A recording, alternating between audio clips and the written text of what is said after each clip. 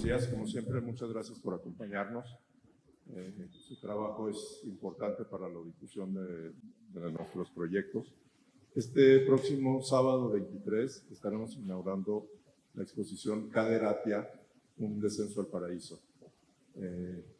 Es una coproducción que hicimos con el Museo Universitario Arte Contemporáneo.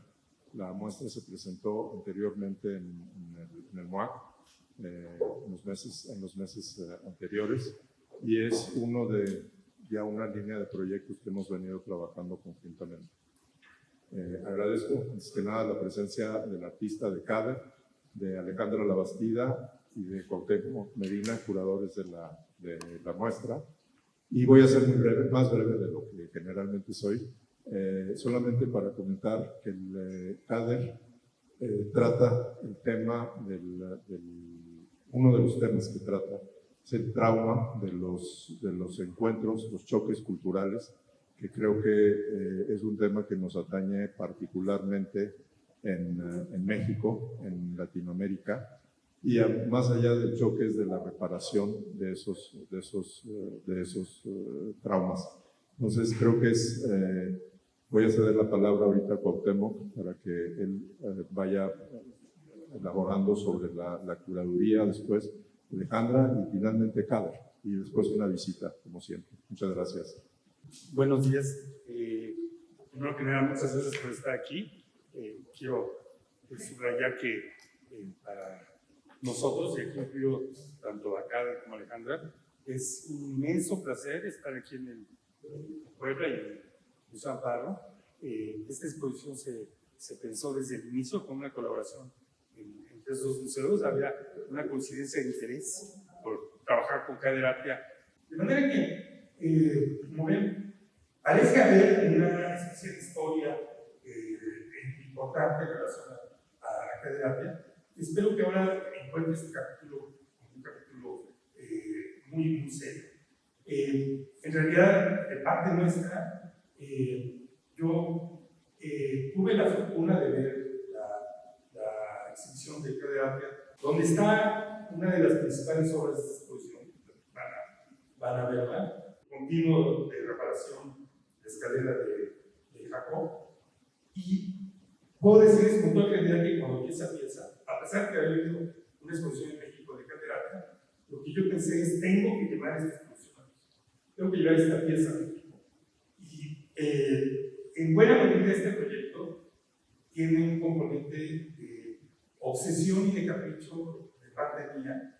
Espero que sea justificado por los demás, de tener es una pieza extremadamente difícil, extremadamente demandante, pero que yo siento que es crucial con los públicos de esta localidad. Van a ver que esta es una instalación muy ambiciosa, que alude a una especie de arquitectura de libros, pero que encierra como una especie de trampa y de secreto el poner en evidencia la experiencia que relata la Biblia en el Génesis, de la visión de Jacob, de una escalera por la que subían y bajaban ángeles, y que correctamente, de una manera que yo creo que es extremadamente reveladora, Caderatia piensa como el origen de la idea del progreso, como esta noción de un ascenso en etapas, como la promesa de un ascenso, que por supuesto es una de las principales definiciones de las ideas que organizan y perturban a la cultura occidental y a la cultura de los occidentalizados. La imposición, necedad y demanda de que la exposición empezara con esa obra, y a pesar de que, por supuesto que todos sabíamos especialmente de CADER, implicaba hacer una exposición con un trabajo muy complicado de hacer, que implicaba mucha organización. Fuimos tejiendo con Alejandra Labastida, con el propio artista, una exhibición que, por supuesto, representa el trabajo de Caderatia en los últimos 15 años, de una manera que, sin embargo, insiste en varias direcciones. Una primera es en la manera en que el concepto troncal o organizador del pensamiento y del trabajo de Karl Apia, el concepto de reparación, tiene una variedad de posibilidades y direcciones en su obra. El concepto de reparación aparece en el trabajo de Karl Apia, primero en relación a la noción de la discusión general sobre la restitución cultural, sobre qué hacer con el pillaje de artefactos culturales del colonialismo, pero no se queda ahí para plantearse también la pregunta en que el problema de qué se hace con algo que es dañado, herido o roto atraviesa y interroga nuestras relaciones culturales. Entonces, por un lado van a haber una variedad de obras que ilustran las posibilidades y complejidad de la preparación en términos físicos, de objetos, que además apuntan a la importancia que en una variedad de culturas, precisamente las no occidentales, el acto de reparar no ocurre en un intento de borrar y desaparecer el daño, sino al contrario, de hacerlo visible, estetizarlo, hacerlo pensable y tenerlo en la vida. Y del mismo modo, obras que están aludiendo a la manera en que el arte, la cultura y la política lidian, negocian, atienden o pretenden no hacer nada, borrar y reprimir la experiencia del trauma histórico. Efectivamente, el trabajo de Karl Apia viene explorando de muchas maneras cómo es que los destinos sociales están organizados en torno a la herida, la pérdida, la destrucción, y luego cómo hay distintas formas sociales y culturales por las cuales esa experiencia y ese dato es negado, abordado, reparado, silenciado o ahondado.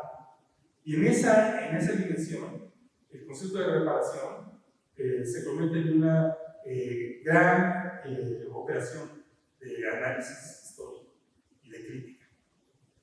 Por otro lado, en esta exposición sí nos van a ver un énfasis en tratar de hacer visible la manera en que el trabajo de Karl Apia representa, y yo aquí quiero decirlo de manera muy enfática, en contra de una dicotomía de mucha de la cultura contemporánea, un entender que la obra artística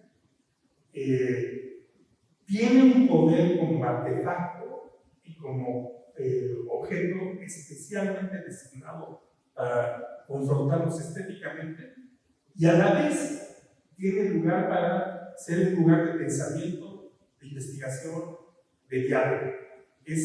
Para nosotros es muy importante, en general eso pasa con las exposiciones de Karl Apia, pero en esta exposición en particular, que quisimos ilustrar la convivencia, complementariedad y tensión entre obras, muchas de ellas en video, de Karl Apia, que tienen un perfil de investigación, que en una buena medida dependen de generar diálogos con pensadores, activistas, artistas, psicoanalistas, terapeutas tradicionales, o chamanes, si quieren llamarlos así, o personas en relación a distintas prácticas y experiencias que están anuladas por esta economía del trauma y la reparación. Y del otro lado, obras fabricadas, misteriosas, silentes, hermosas, materialmente cargadas. Una cosa que nos importa mucho a los que creo que admiramos el trabajo de Karl Apia es que no está atravesada de la desconfianza intelectual al objeto, y no está tratando de evadir la confrontación de los problemas a partir de una coartada estética o de uso. Algo que nos interesa mucho en este momento, y todos estos días en la que hemos estado hablando del momento tan complicado que estamos viviendo en el mundo, y digamos la desesperanza que de alguna forma nos permea, ¿no? Es como una neblina en la que estamos viviendo. De pronto pensar para mí es muy importante y refrescante que Nader abiertamente habla de la posibilidad del arte de intervenir en esta situación de la reparación desde como un concepto que él nos puede hablar un poco más, pero habla como del campo de las emociones y cómo este espacio puede ser replicado de una manera bastante perversa por el poder, pero que también puede ser intervenido desde el espacio cultural en el que estamos viviendo. Entonces, eso es algo que pienso que en estos momentos poder encontrarnos y pensar que aún vale la pena estar aquí trabajando y haciendo es algo como muy importante. Y la otra es pensar, estamos como muy entusiasmados en cómo se ha adaptado la exposición al espacio de amparo, que es muy diferente al del MUAC. Y aunque digamos, habíamos pensado, como decía, Cuauhtémoc, siempre en este ritmo en el que hay encuentros entre estos dos momentos de trabajo de cada que algunos que son un poco más demandantes para el público, digamos, que son videoensayos en los que tienen que quedarte 40 minutos oyendo cosas bastante, digamos, con una carga conceptual, política, crítica complicada, y otros momentos que son de una experiencia estética muy generosa y disfrutable. Y ahora en los espacios de Leopard, que cada una de las piezas ha podido tener su momento, está teniendo otra vida el proyecto que es muy interesante, que además dialoga también incluso mi sensación es que si uno se pierde, hablamos un poquito con Ramiro ahorita, que a veces la gente se pierde en el museo, y que si la gente se pierde en el museo, no solo en esta exposición, sino también en las otras salas de la colección del Amparo, va a haber un diálogo muy interesante entre las piezas que tienen, sobre todo de la colección prehispánica del museo.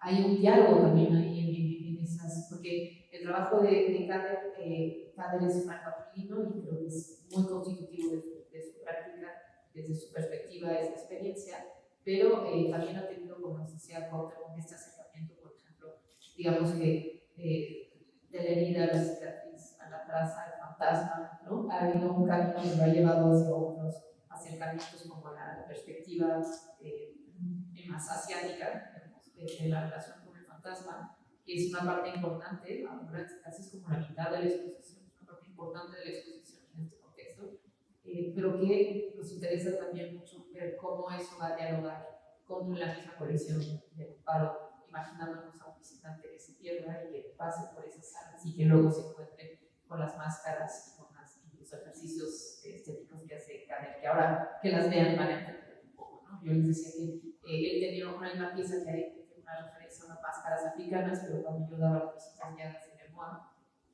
la gente decía, no, pero eso no es una máscara africana, es esclava. Entonces, nos parece interesante cómo ya hubo esa recepción en México, pero el MUAC como museo de arte contemporáneo, como blanco clásico, crea otras relaciones que lo que va a suceder aquí en el Amparo. Me gustaría notar aquí,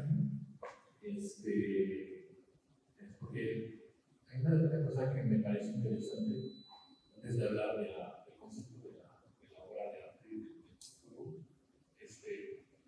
en la relación que hemos desarrollado con Alejandra, con Cuauhtémoc, con Ramiro, entre una muestra que ocurrió, cuando es verdad, no tengo que decir francamente, me encanta esta propuesta. Y les voy a dar ejemplos muy concretos. La construcción de la muestra es un paseo en el espíritu de Dante de la Divina Comedia, que se baja hacia el cielo a través del purgatorio. Irónicamente, hablando de la esencia del paraíso, de una manera así como irónica de la predicción de nuestro mundo que nos ha prometido la modernidad, como paraíso es el infierno, pero lo llamamos así, blankly, paraíso. Pero esa trayectoria, para mí, es muy importante, o sea, indicar al espectador como una mirada a cuerpo, como un buen gaze, porque yo no creo que miramos los ojos, miramos también con nuestro cuerpo. Es importante, era así como una inspiración muy importante en este proyecto, o sea, la idea de un paseo, de entrar en un relato. ¿Okay? Y aquí les tengo que decir que, y se van a dar cuenta, que empezando con obras que están muy políticas, unas de ellas violentas, otras más abstractas, diríamos, íntimas, poco a poco, de una manera así como muy progresiva, estamos preguntándonos dónde está el espejo, la esperanza, ¿no? La esperanza. Y la esperanza viene con las obras de la tercera etapa de la exposición, que nos dan la idea que al final quizás tendríamos que encontrar un vínculo entre la tecnología, las inteligencias artificiales y la naturaleza, con los palos de lluvia que están manejando con un código. O, antes de esto, la experiencia de esa chamán trans del norte de Tailandia, que hace una crítica de la modernidad, hablando de su posición, de su cultura budista. Y a mí me parece que es muy interesante estar en una arquitectura en la cual, de hecho, subimos a ese momento de promesa. Porque yo no quiero sonar como pesimista, yo soy muy optimista.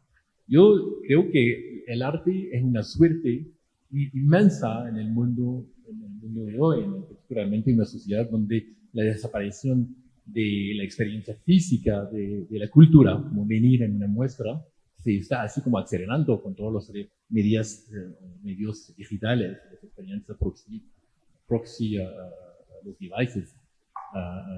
Especialmente esa importancia de individuarse en silencio o como lo hacemos ahora en ruido, colectivamente, en un sitio donde se experimenta artísticamente las ideas. Entonces, esa idea de venir al principio vine una vez antes de esta semana para ver con Ramiro cómo y me estaba preguntando cómo la colección aquí es increíble, lo van a ver en mi trabajo, un interés particular por lo que es premoderno, como el diálogo podría ser posible sin ser súper obvio, como dije, que algo de ver. Yo creo que este diálogo puede integrar la problemática arquitectural en esa idea de paseo y de realmente de como lo vio Dante, de un paseo en el cual yo creo es lo que me inspiró la idea de la Divina Comedia. No nos podemos parar, tenemos que caminar. Había una frase importante de Winston Churchill durante la Primera Guerra Mundial. En Londres estaba así, casi perdiendo su poder porque Inglaterra está perdiendo muchos soldados en la guerra. Y él dijo, when you cross hell, keep walking. Cuando cruces el infierno, ¿no? Sigue caminando. Eso me parece la frase que tenemos que recordarnos hoy. Y por eso el arte, la experiencia artística es fundamental, porque nos da la posibilidad de estar juntos, de intercambiar en silencio o hablando o con sonido. Y luego, muy rápido, a propósito de lo que habló y Alejandra, es verdad que mi trayectoria personal me ayudó mucho a utilizar el arte como una herramienta diría política en poética. Hoy en día puedo añadir psicanalítica, porque el silencio del estudio, cuando aún trabaja escribiendo, podría hablar de los collages que hago, de las esculturas, pero es una experiencia que me tomó 20 o 25 años. Cuando se trabaja en el silencio del estudio, particularmente con esas esculturas, esos fragmentos que trato de poner juntos, o los collages, haciendo errores o editando películas, en un momento muy preciso en mi vida en el cual hice un error, queriendo terminar una escultura, un detalle de la cara de un soldado, haciendo la nariz. Y un trabajo en general de un mes, 3 semanas, un mes. Después de ese error, estaba muy enojado, dejé el estudio y regresé una semana después. Y mirando este error, ya no la veía como un error, la veía como algo maravilloso. Empecé a preguntarme, no solo que el error es interesante, eso lo sabemos, pero ¿cuál es la fuerza que está detrás de este acto? O sea, si consideramos que una obra de arte, o sea, nace de la nada, o sea, que nace de como mucho dolor, y de vez en cuando no nace, se queda por el otro lado. ¿Cuáles son esas fuerzas que me entangan, que están en conflicto y diálogo con el artista y que hace que de vez en cuando, ni siquiera bajo el control del artista, salen de la nada? Para mí, yo creo que son lo que mi mamá llama fantasmas y yo trazas. Yo creo que la humanidad, desde que hemos dejado las cuevas hasta ahora, ha acumulado de una manera casi infinita billones de trazas, y que esas trazas hacen que cuando estamos mirando una obra de arte, un paisaje, una persona amada, se activan. Nunca miramos una cosa, o sea, solo, o sola. La miramos cuando todas esas trazas, están entre nosotros. Las personas que hemos conocido que ya no forman parte de nuestro mundo, pero también esos anónimos, billones de anónimos. Y a mí me parece que un punto importante es el tema de esperanza, porque hay que, en esa manera de descentralizarse de la producción artística como artista, invitas todas estas fantasmas en una conversación silenciosa, que existe ya todos la tenemos. Pero la obra de arte, la mirada, o sea, el body gaze, o el cuerpo mirada, o la mirada al cuerpo, es probablemente la pantalla sobre la cual se proyectan esas trazas. A través de la experiencia artística, definitivamente. A través del proceso de creación, es increíble. Llegué una vez en mi estudio a las 11:30 de la noche, estaba haciendo collages, había un mes sobre mi mesa, me dejé lo que llegué a la casa, me quedé así como 2 horas mirando en la oscuridad estos pedacitos de fotos, de revistas, de no sé qué, y vi diálogos entre imágenes estupendísimos. Entonces empecé a hacer cuadros, porque era un mes, un desorden. Y 2, 3 días, 4 días, llegué, no todo era bien, no todo estaba bien, que estaban así como muy fuerte. ¿Qué energía, qué saber, qué agencia, ¿no? está detrás de este gesto que hemos considerado por la academia? O sea, todos los tribunales que hemos vivido en la Academia de Arte como error. ¿Por qué qué nos dice esas formas de creación que dicen más, de una manera más fuerte y más precisa lo que estamos buscando? Entonces, les dejé con esa pregunta. Muchas gracias. Gracias a ti.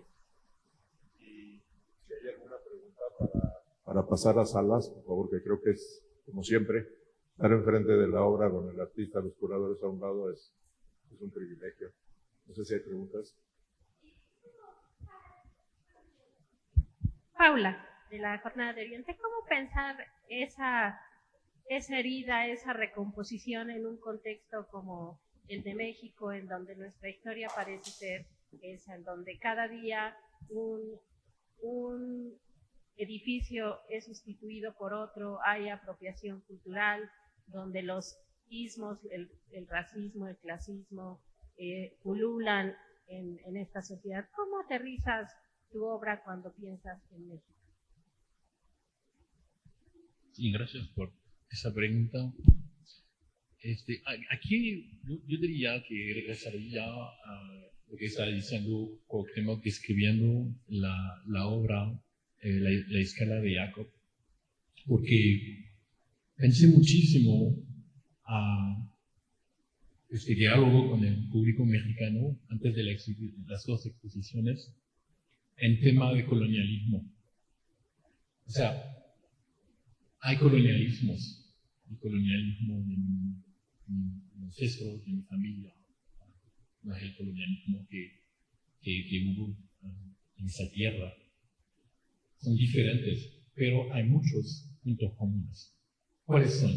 Yo diría que el que me parece lo más importante que hemos traído en este tema, para contestar su pregunta, es importante de saberlo, es la manera con la cual la idea de la modernidad fue impuesta, o sea, con violencia, con sangre y con una agenda que tenía que no solo negar, sino borrar todo el legado que existía y que hace en una sociedad, en una base.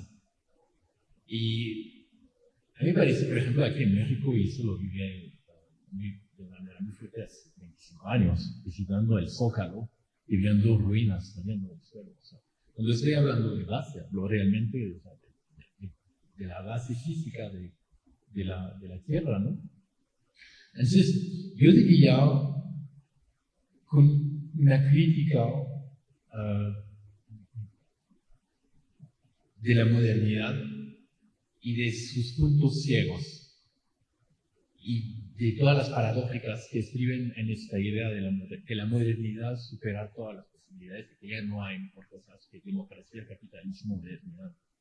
Yo no estoy diciendo que estoy contra ellas, estoy diciendo que esos sistemas existieron con la esclavitud, con la colonización, con el patriarcado, con violencia, que borraban y que continúan de borrar, de hecho, a través de violencias sistémicas que quizás no nosotros aquí, pero que la mayoría de las sociedades sufren.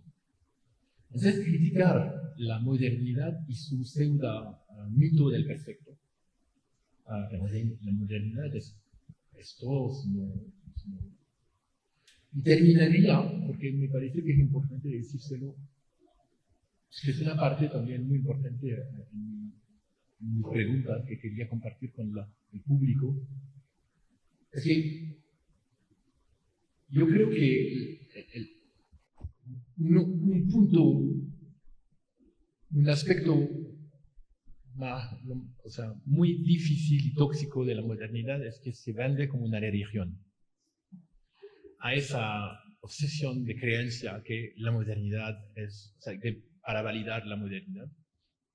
Yo creo que hay que separar aquí la dimensión mística que tenemos a través de esa creencia y que de hecho